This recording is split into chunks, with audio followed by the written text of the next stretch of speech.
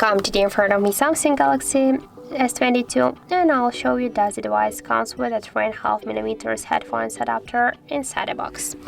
So here we got only one paper box, the SIM jack tool here, and inside of this box we got only the quick start guide, some paperwork and the USB-C cable, and unfortunately we have no here any adapters, so you should buy the adapter separately if you want to use the adapter with your Samsung Galaxy device. So that's it. Thank you for watching, and if you find this video helpful, don't forget to leave a like, comment and to subscribe our channel.